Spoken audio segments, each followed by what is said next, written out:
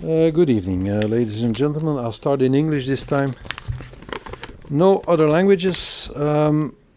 We came together today with one clear objective, and that was to find a credible and immediate solution to Ukraine's urgent financing needs. Supporting Ukraine is not charity. It is the most important investment we can make in our own security. There was never any debate about whether we would help. The only real question was how we should help. Let me be very clear about what was at stake. If Europe had walked away today without an agreement, we would not only have failed Ukraine, we would have failed ourselves. This is a brutal war. It's a war on our own continent. A democratic nation is fighting for its survival, and the security architecture of Europe is at stake here. Had we left Brussels divided today, Europe would have walked away from geopolitical relevance. It would have been a total disaster. And we would have sent a message to the world that Europe can no longer deliver anything. And that would also be a strategic disaster. We have arrived at a solution that everyone can stand behind. Okay, it took us a little bit of time. This is Europe, but today everybody can leave this meeting room victoriously. I think Ukraine has won. It received the urgent, predictable and reliable financing it needs for the next 2 years based on an EU borrowing on the capital markets backed by the EU budget headroom. This is not a fragile construct. This is a stable, legally robust and financially credible European solution. It is chartered waters we are sailing, and that is essential to keep Ukraine in the fight, to ensure continuity and to protect Europe's commitment to Ukraine in the long term. The immobilized assets will be kept immobilized and will ultimately be used to repair the damage Russia has caused through its unprovoked and unjustified war against Ukraine. I think nobody in the European family wants to see that money return to Moscow, but we're going to return to the original philosophy. It is going to be used to repair the damage that Russia has caused in Ukraine. So I think Ukraine has won. They have their finance, and they still have the perspective of getting reparation money. I think Europe has won, and financial stability has certainly won. We avoided chaos, we avoided division. Europe stayed united, and unity today means that Europe remains relevant at the geopolitical table. Fragmentation would have meant weakness and irrelevance, and we avoided that. We protected Europe's economic and financial credibility. Confidence is essential in that. It is fragile, and once damaged, financial confidence is very hard to restore. Today's decision safeguards trust in European institutions, markets, and the euro. And that is vital if we want Europe to remain competitive and able to finance future priorities. We also reinforced fairness inside the European Union. Today, we proved that the voice of small and medium-sized member states also counts. Decisions in Europe are not simply driven by the biggest capitals of institutions. They are collective. They are fair, and they respect legitimate national concerns. I think financial stability also has won today. With today's decision, Euroclear remains a stable, credible, trusted cornerstone of the global financial system. We avoided risking its reputation, its liquidity position, its rating standing, and its ability to fulfill its responsibilities in the global markets. That matters for Belgium, but that also matters for Europe and for global financial stability. I think also international law has won today. We avoided stepping into a precedent that risks undermining legal certainty worldwide. We safeguarded the principle that Europe respects law even when it is hard, even when we are under pressure. And we delivered a strong political signal. Europe stands behind Ukraine, Europe remains united, Europe acts responsibly, and Europe still matters. And I am proud that we have been able to contribute to this outcome by being constructive, firm, and responsible. And that was it for the statement. Are there any questions? Yes, go ahead. Yes, hello, Prime Minister Jorge Liboreiro with Euronews.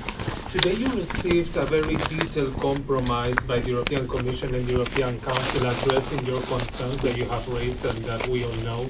We know that in that text, the phrase included was uncapped guarantees, which is something that you were looking after. Was this the trigger that freaked out the other leaders, or was there anything else? Because something happened when that compromise was put on the table. There was a bad reaction from the other leaders. So what happened that the other leaders who wanted the reparations loan saw that and said, okay, let's not do that? Thank you. This is not actually what happened.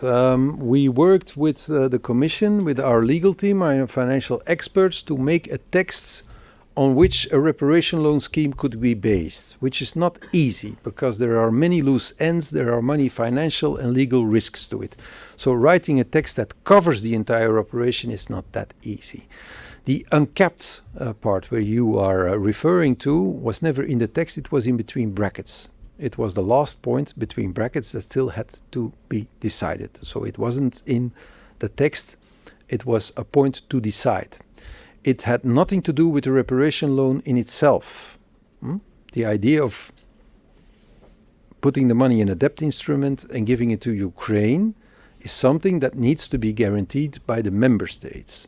And if enough member states offer a guarantee based on the GNI key, and together you achieve a minimum of 75% of the loan, of the amount you wanted to loan, you could go ahead with the reparation loan. The uncapped part has some to do with something else. It has to do with the mutualization of the legal risk. You have the loan, that's one thing. But of course, you have legal risks of judicial procedures. There's a BIT and you can have arbitrage. And even if you annul your BIT, you can still have 16 years of arbitrage. And of course, if you are subjected to that, the amount that can be asked from you will be higher than the nominal figure in the account. For example, there is a case in Luxembourg where an oligarch, Mr. Friedman, not about immobilized but about a frozen asset, he has 8 billion, if I'm not mistaken, in frozen assets. He's claiming Luxembourg for 16. And this is where the uncapped part comes in. You don't know how big the claim is going to be on Euroclear. Even if Belgium annuls its BIT with Russia, the Belgian-Luxembourg BIT, Russia can still go to court for 16 years. And they will probably, as they already announced, sue us for much more than the 185 billion in immobilized assets. They will probably go for a much higher figure. How high will it be? You don't know. But that's the risk, the legal risk you are under. And therefore, we proposed to say, if you do a mutualization, everybody asks, what is the end? What is the figure? What do I have to insure? What do I have to mutualize? I say, I cannot tell you. The future will tell us. The next 16 years will tell the tale. And so I proposed to say, let's make it uncapped. That's not limitless, but it will be the figure that it will be.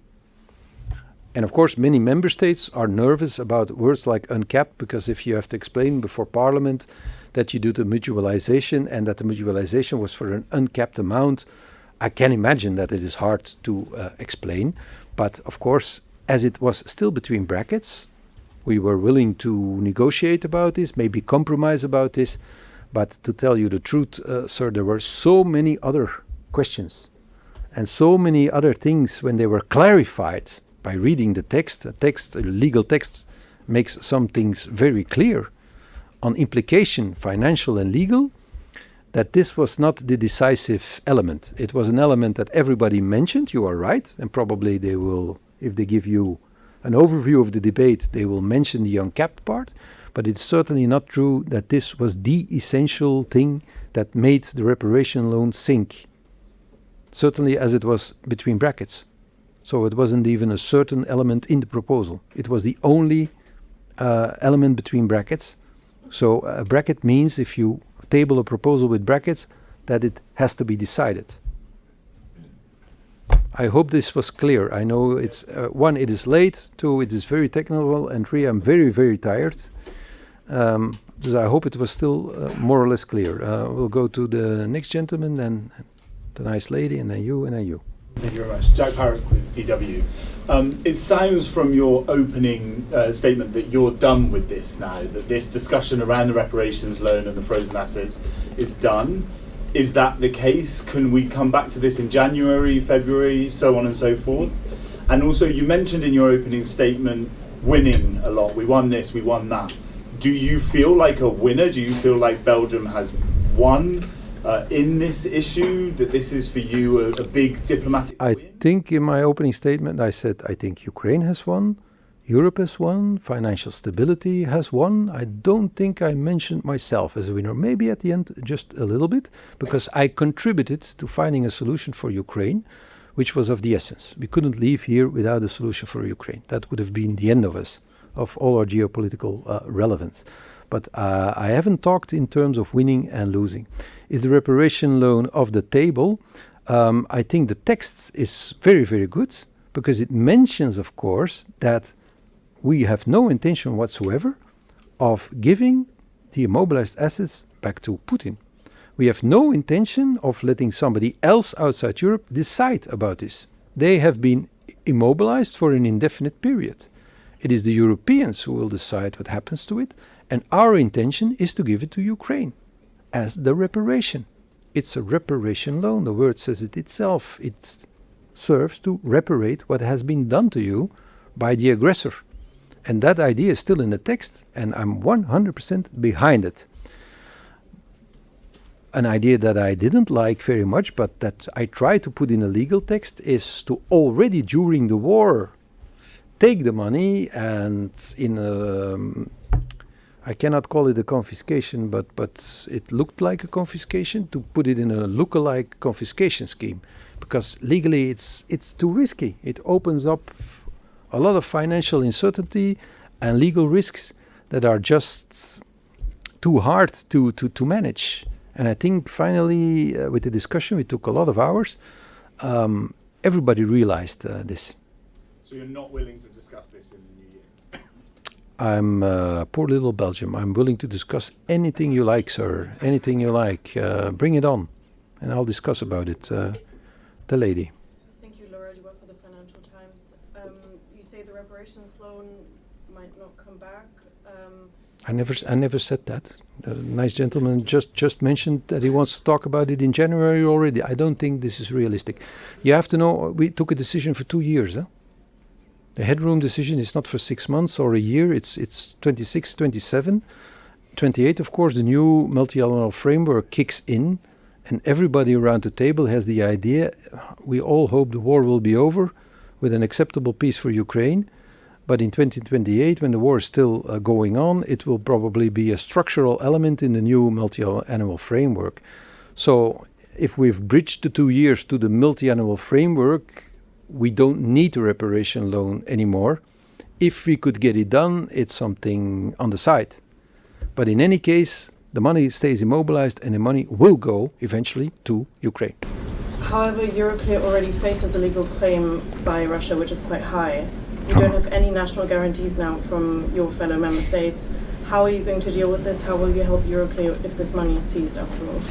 I'm not too worried about Russian claims in Russian courts. They will not be executable in the European Union. That's also something we're quite clear on. Because Russia is not a rule of law state.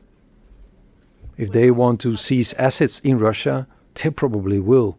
And they can launch a lot of litigation. That's a form of intimidation. They have many forms of intimidation. The hybrid warfare of Russia with the drones and the cyber attacks and the damaging of critical infrastructure and the litigation. That's all part of an intimidation scheme. And we're not going to back down for that. That plays in my head no role. And I don't give them a very good chance against Euroclear, because Euroclear stays exactly in the line with international law. If you go to war, your sovereign assets are immobilized until the end of the war, and then there's a peace treaty, and then there is a settlement on this. This has happened before in history. We're still in chartered waters. the things we do with the windfall profits, that's the chicken with the golden eggs, that's also legally very sound. We're very certain that Euroclear is now within international and financial law. But I cannot prevent anybody to launch litigation against Euroclear, or they're probably going to launch litigation against any financial institution in Europe that holds immobilized or frozen Russian assets, which is Euroclear, Clearstream, French banks, British banks, you name it. That's probably a Russian strategy, but I'm not worried about that. So you think the risk is now lower that the reparations... I think there is no risk.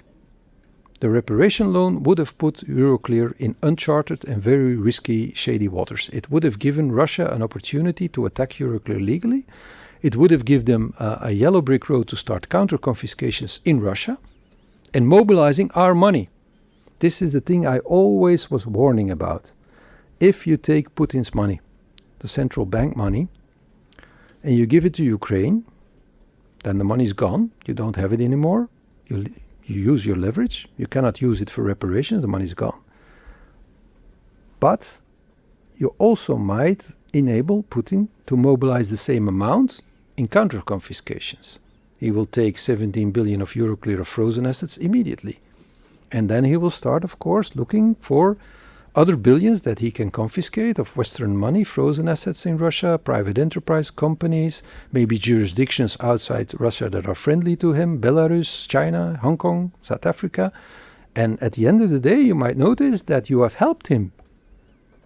You've given his money to Ukraine and he's taken his money back from you. You've lost 2 times. And when the war's over and Ukraine needs to be reconstructed and there's no more money, who's going to pay for that? Us again. Then you've paid 3 times. And this is something I've always from day one very clearly warned about. Not only about the legal risk, the financial uncertainty, the uncharted waters, but also the effect that the one you want to punish might be helped by what you do. And of course, if you have the opportunity to lengthily explain all this, at the end of the day, the enthusiasm to do it was non-existing. It was not tight. It was not like 50% pro, 50% against. It was very clear. At the end of the day, the enthusiasm was zero.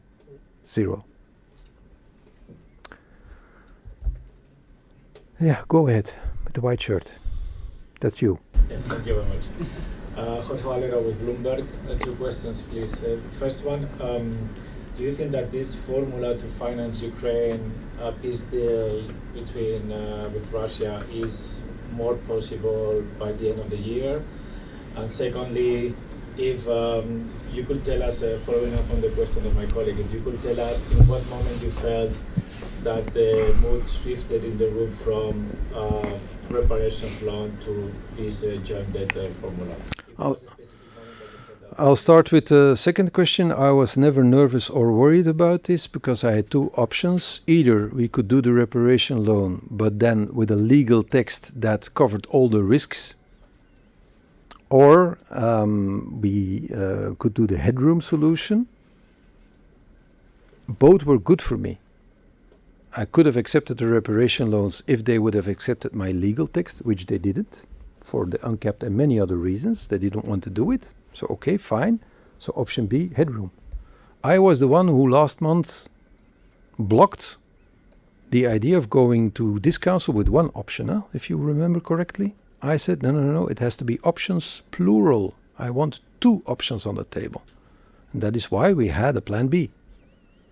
So I was actually pretty sure that we would either reach an acceptable solution for plan A, the reparation loan. Okay, it couldn't be reached. I was more or less expecting that we wouldn't get there, but I had the certainty there's a plan B, so we don't have to leave the room without a solution for Ukraine and in total chaos. Your first question about the war, if there's one signal that goes out to Moscow, it is of course that Europe is going to finance Ukraine for the next 2 years. And maybe, I hope, this could incite Mr. Putin to stop the war. Because he hopes that we will give up and that he can crush Ukraine. He will find out tomorrow if he reads all your lovely newspapers or listens to the spies that he sent and are probably present in this room, that we have not abandoned Ukraine.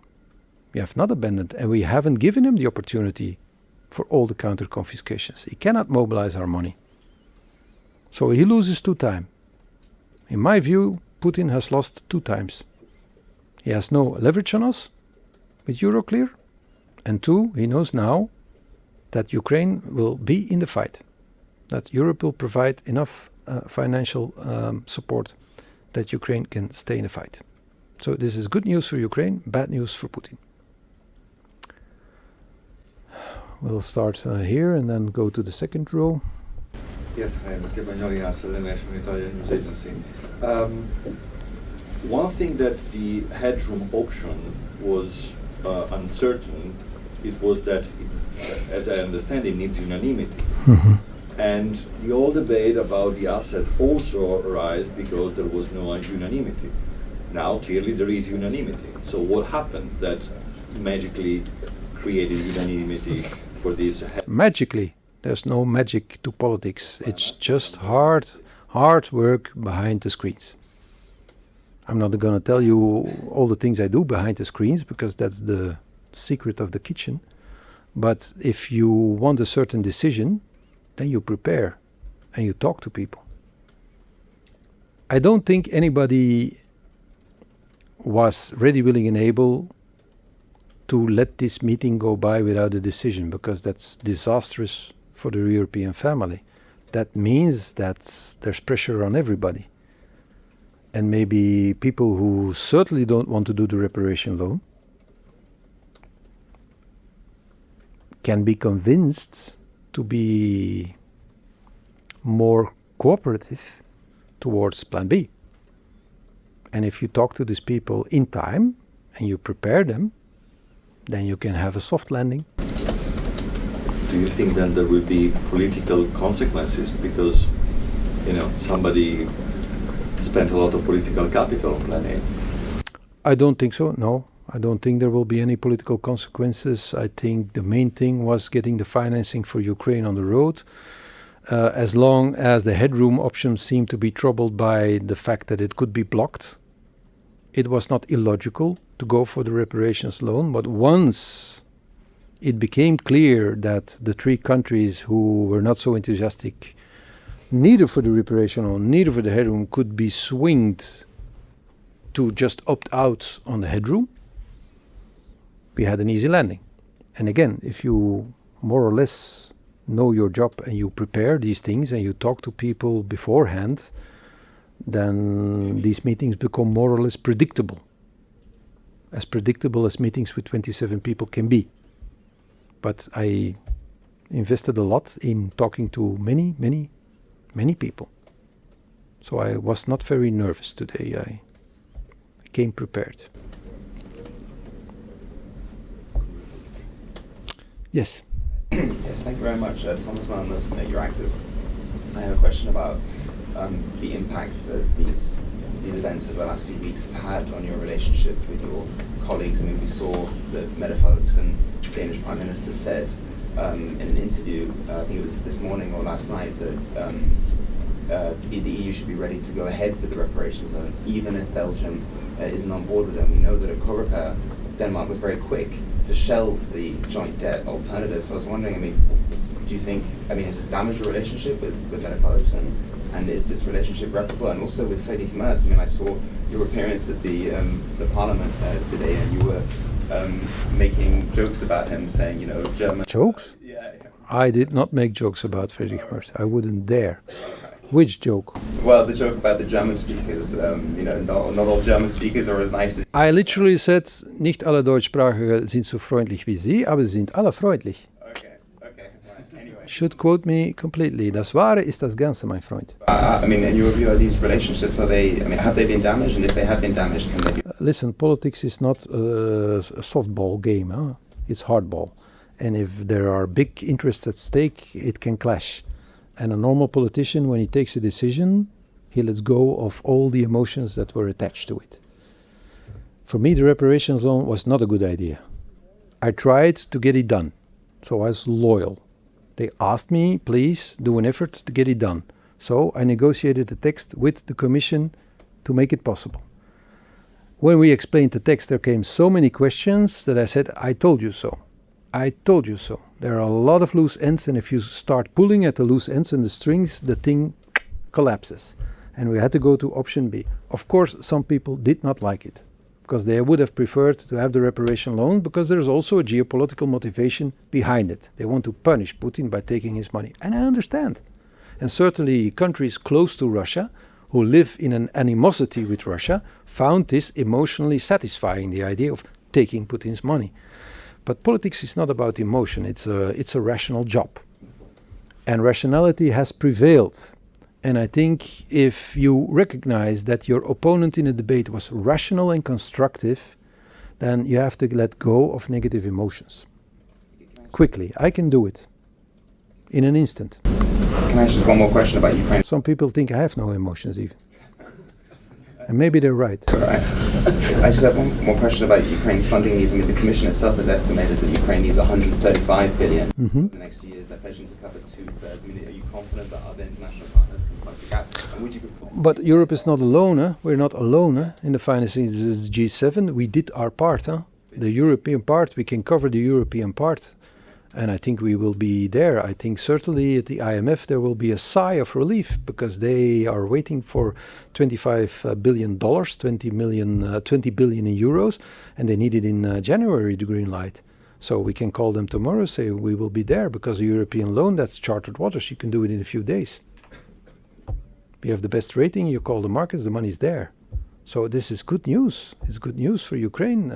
We can really reassure them that the next 2 years the civic society of Ukraine can hold, and that they can do their military expenses. And that is, of course, of the essence. Yes, second row. Euroclear from Debt.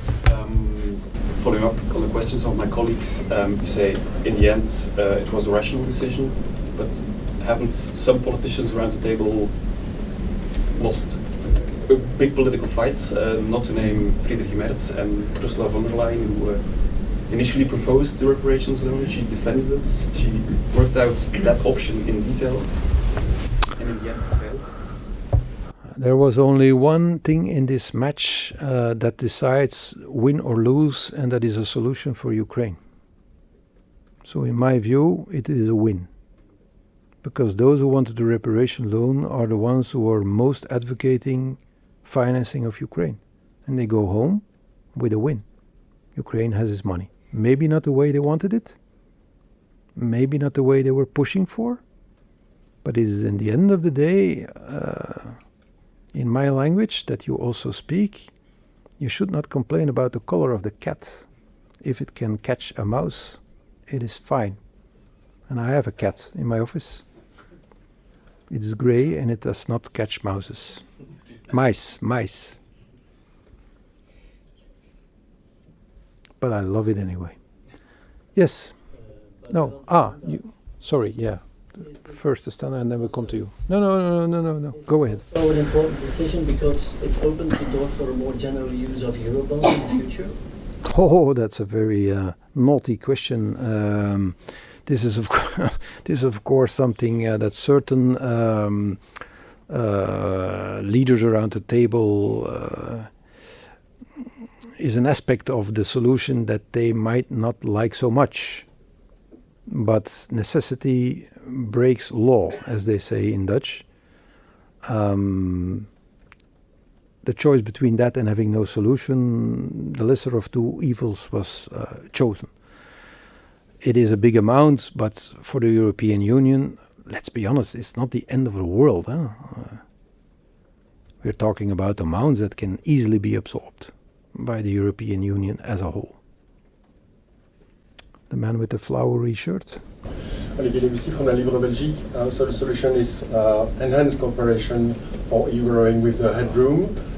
Why hasn't it been tested before? Because you said it's hard work, but when we were talking about the EU borrowing, we were told that the solution was on the shelf and not to be used. And at the end of the day, that's the solution that's Oui.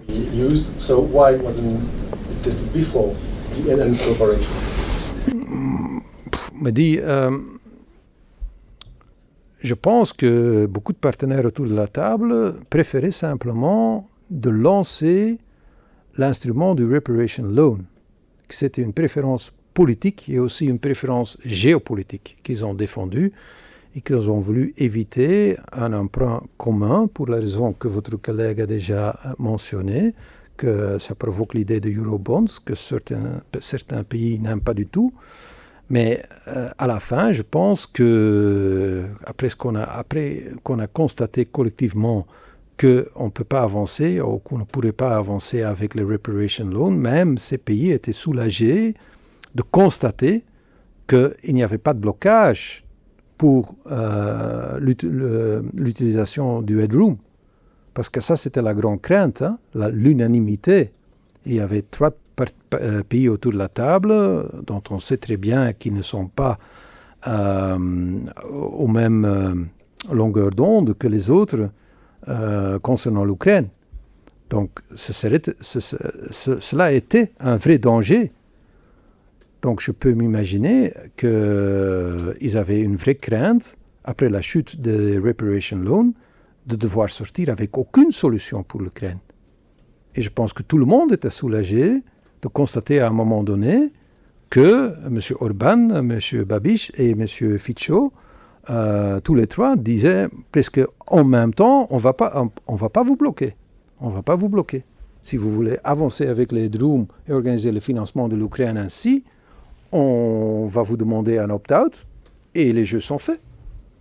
Et You came with a solution. Ça, je ne vais pas dire, mais allez, j'ai un tout petit peu suggéré que quand on prépare son dossier, on parle avec des gens avant leur critique. Donc, c'est ce que je pourrais conseiller à tout le monde si on veut avoir une décision sur un point chaud et sensible. Ça vaut la peine de faire un petit tour de l'Europe et de parler à tout le monde.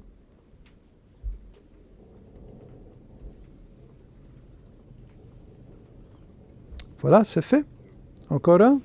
One more? Rien de galant, l'agence France-Presse. Ah. Pourquoi vous ne revendiquez pas un succès diplomatique, parce que ça en est un? Et est-ce que vous pensez que qu'est-ce qui a pu peser plutôt vous plutôt que le chancelier Merz? Qu'est-ce qui a fait que vous avez obtenu cette place? Mais bon, allez, comme j'ai dit déjà 10 fois, la seule victoire, c'est la victoire de l'Ukraine, de l'Europe et de la stabilité financière. Ce sont les 3 grands gagnants de ce soir. Et c'est pas un match, hein, c'est un match, pas un match entre politique ou poids lourd. Je ne l'ai jamais vu comme ça. Ma crainte était aussi qu'on risquait de finir en chaos et de devoir sortir et d'avouer à vous tous qu'il n'y avait aucune solution. Donc j'ai fait de mon mieux pour préparer une solution, de parler à tout le monde pour le rendre possible, et j'ai fait de mon mieux même pour faire un texte pour permettre le reparations loan, le cas échéant, que la grande majorité aurait voulu avancer dans cette direction. Mais j'ai très vite constaté, après avoir mis le texte sur la table, que c'était très clair, le texte était très compliqué, très technique, que cette affaire est tellement compliquée, tellement risquée, tellement dangereuse, que ça provoquait tellement de questions, que c'était presque comme un bateau qui coulait, c'était le Titanic, et c'était à un moment donné simplement fini. Donc, c'est pas une bataille entre chevaliers, hein. C'est un débat rationnel. Et si le résultat de ce débat rationnel est qu'à la fin, on ne peut pas avancer avec les reparation laws, et à ce moment-là, on pose la question aux 3 récalcitrants s'ils pourraient rendre possible l'option 2 qui demande de l'unanimité, et tous les 3 disent « on est avec vous », alors les jeux sont faits, tout le monde est soulagé. Il est 2 heures du matin, ce que pour un Belge encore très tôt pour faire un accord. Je m'attendais à encore une nuit blanche et une belle partie de du prochain jour. Donc un peu, oui. Allez, 3 heures du matin pour un accord. C'est pas dans la tradition nationale. Hein. Donc, mais sans blaguer, à un moment donné, les jeux sont faits. Et c'est pas une bataille entre hommes, c'est simplement une question de ratio.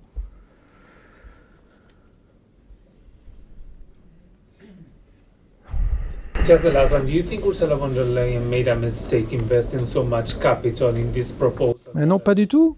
Parce que Mme von der Leyen, elle fait ce que le Conseil lui demande de faire. Donc, si le Conseil dit, chère Mme von der Leyen, la prochaine fois, vous devez mettre à la table 2 options, ou même 3 options, plusieurs options. Elle avait fait 3, mais une option a été vite évacuée parce que personne voulait travailler avec les budgets nationaux. Donc ça, c'était vite disparu. Il y avait encore 2 options qui restaient. C'est le Conseil qui a demandé à Mme von der Leyen de travailler tout ça. But she proposed it in the State of the Union speech without anybody asking her. Mais That's when she announced it. why am I speaking French to you? That is a very good question. Do you understand French? Yes, but Okay. English as well. English is better? Yes. Okay, for me as well. If I'm tired, English is more or less my best second language. I think she did an excellent job. A Commission President has to sense in which direction the majority of the Council wants to go. And in this case, a great number of countries were very vocal about wanting to do the reparation loan. A large group of other countries was more or less silent. And this gave, of course, a false perception of things. Again, I've said it now 3 times, one of the reasons I wasn't nervous is because I prepare the things I do, and I did my little tour of Europe. If somebody is silent, it doesn't always mean that he agrees with you, or that he agrees with something that has been said by others. You have to, in our language, say sonderen. How do you say that in English? You have to sound out. So I did a lot of that. So I knew beforehand that the enthusiasm for reparation loans was not so big as people thought it would be. But if you are Commission President, and Germany, and the Baltic countries, and the Scandinavians, and Poland say, we want to do it next time, this is our preference, and only poor little Belgium says, ooh, I have a lot of questions, it is normal that she stresses upon the solution that is in her perception the most wanted solution. This started to turn when Italy, Bulgaria and Malta also spoke out saying we don't like it. Immediately she did as an excellent job saying in her articulation she went back to the 2 options because she saw, oh, there is division. So I have to table the 2 options. So she did exactly what she needed to do. And today it turned out, as I knew it would, that much more countries that hadn't spoken yet were extremely critical of all the financial aspects of it. Finding out that a simple truth, there is no free money in the world. It just does not exist. If you take money from Putin, you are exposed. You are exposed. And if you're exposed, then people like certainty. And where can you find certainty? In charted waters, using the headroom, because we've done it before. We know exactly what's going to happen. We know the amount, we know the responsibilities, and we know the timing. If you compare that to reparations loan, you know nothing about the amount. It can even be uncapped in the mutualization of the legal risk. You don't know what's going to happen. You don't know what counter-confiscation can hit your country. Because some countries said, oh, but I have no assets in Russia. There's no money of mine in banks frozen in Russia, and I have no companies in Russia. But then you say, okay, but what if Russia goes to court in Hong Kong or South Africa? And then people say, oh, is that possible? Of course it's possible. It's a big uncertainty. And if you explain that a legal text means that you are looking for the maximum of coverage against all those risks, people realize, oh, those risks are real. And this is why you wrote this complicated text. But if all these risks are real, then I don't like the solution. Give me the certainty, give me the thing I know, the headroom. So that was the dynamic of the meeting. It was not like a duel between fighters. It was just a rational discussion. I think I can. There's the very last one in the very last row. Okay, you are the last one, huh? Politico, you published some very nice articles with some very nice titles, claiming that I was Russia's most valuable asset. I like that one a lot. I will remember that one. But go ahead with your question anyway, because as I said, a real politician lets go of his emotions, even if these emotions are pure anger, vengeance, and maybe even violence. But go ahead. A question on enhanced cooperation. I mean, do you think that this sets a somewhat dangerous precedent in terms of using EU policy making in the future, splitting, member states kind of in terms of policy making and going forward? The fact that obviously this was agreed only with a select number of member states, does this have any impact on how policy making maybe also kind of? But at the end of the day, we were unanimous, huh? The decision we took was a unanimous decision with 3 opt-outs, but even the opt-outers allowed us to take the decision. So where's the division? There's always division at the European table. This is Europe, huh? 27 countries, different interests, different public opinions, close to Russia, far from Russia.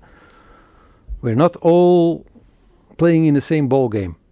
But at the end of the day, there's a decision with unanimous support. So what's your problem? There are still 3 opt-outs, right? Okay. What is your title gonna be? Depends on what you say, I guess. If it depends on what I say, then I'm gonna say nothing at all. What's your problem? 3 opt-outs. We've had that before. Every time we prolong the sanctions, there's an opt-out. There's someone who's saying, okay, you can go ahead, but without my support. And we still can go ahead. We found a solution for the financing of Ukraine, and we were unanimous. 3 countries don't want to be implicated, okay, fine. But we're there.